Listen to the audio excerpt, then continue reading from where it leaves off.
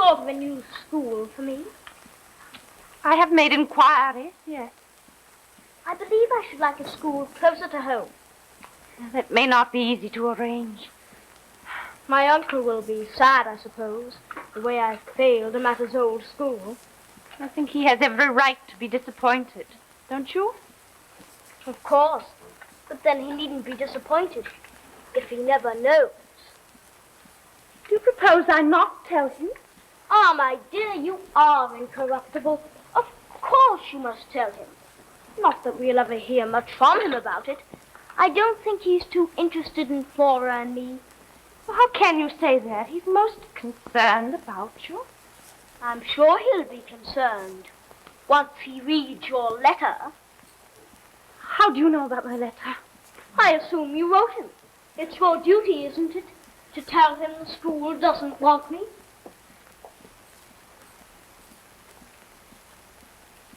No moon tonight. No stars either.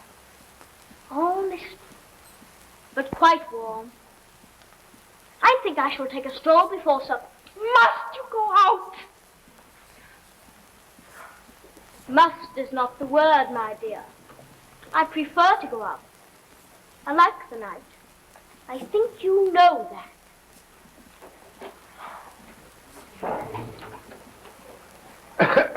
Miss...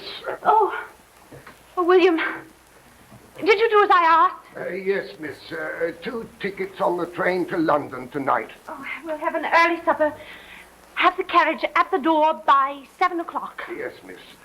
Miss... Do you wish to say something, William? Yes, miss, I do. The letter. The one you give me to post yesterday. The one to the master in London. Always I put the letters for the post on the pantry table. It was there in the morning, miss, with the others. You mean to say you lost it? I didn't lose it. But it was gone, miss, when the postman come. Oh, I see. Well, just have to write another, that's all. The wind must have blown it away. You'll probably find it one of these days. There's no wind in the pantry, miss. Thank you, William. Do see that the carriage is on time. Yes, miss. Miss? Flora better? No, miss, she's worse. She's worse. It's terrible. She has no fever, I hope. No, she's got no fever. Oh, if only she had. Miss, you were right. You were right. I've been blind. I've been a fool. Oh, come, you're no such thing. You hear? You should hear what she says. It's not like a child. It's like a mad woman. You wouldn't believe the things she's saying. What sort of things? I couldn't repeat them, miss. They're so horrible. And to hear a baby, a child, saying them. Oh, raving like the devil was in her. Miss, how could she know? How could she know such things? Old William is bringing the carriage round after supper. You will take the night train to London, you and Flora. Go straight to Harley Street, to the house. Yes, but the master, It's my responsibility. I'll explain it to him. Flora must not stay in this house another night. Do you understand? Yes, miss, I understand. I'll go and get our things ready. Oh, but miss, what about Master Miles? You stay here. With me.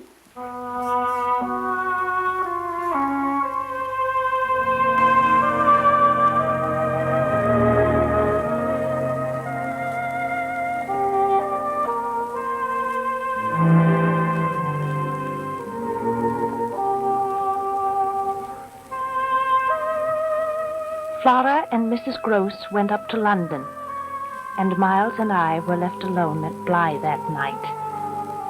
I was determined to save him, and I knew that only truth could dispel the power of Peter Quint, which fell across our lives like the shadow of great wings. My plan was a desperate one, but I had no choice. I would fight for Miles. So now we're alone, my dear. You and I. Yes. It would seem that we are. Was it really so necessary for them to leave Bly? It was quite necessary. Flora is ill. She'll need proper doctors in London. Perhaps I should have gone too, though I rather like the old place, even in winter. Do you need a doctor, Miles? That's what you need? Well, now that you mention it, I don't feel awfully hearty. If you like, we could go up to London tomorrow. But first, we have things to discuss. However so many things, we shall never run out of things to talk about, shall we? Miles, I'm not a fool. You already know that I know. You mean about the school? Not about the school. Not about the letter of mine you stole. I did make a slip that time, didn't I? It's dishonest to steal letters. I'm sorry. I was curious. I wanted to see what you thought of me. Were you impressed with what I said? I thought you were more than kind, my dear. Thank you.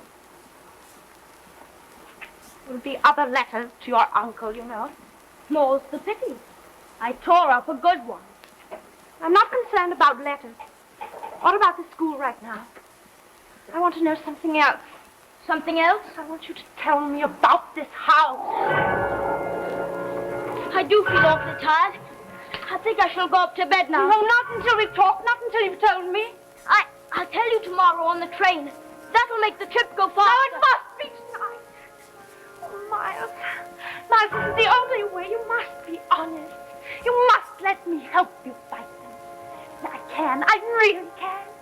I do feel awfully odd. I think I'd better go up to bed now. Good night, my dear. So you give up just like that? Oh, Miles, will you tell me? I can't! Don't you see I can't? You must leave it be! I mean, there's nothing to tell. Nothing to know. Till tomorrow. You're too late! Isn't she? No, it's not she. It's the other. I'll have you not now. I shan't let him, never again. I can't see. Where? I can't see. Tell me, you devil! Where is Mr. Quinn? He's out there. He's out there in the night. He can't take you now. No, you're no longer here, so run. Oh, my God, my God, your mind. But you look at him. You look at him and see what he really is. For the last time, look!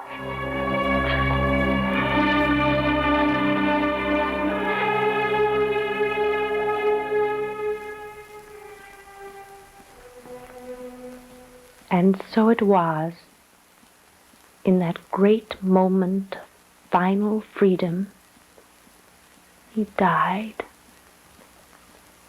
His little heart, dispossessed, had stopped.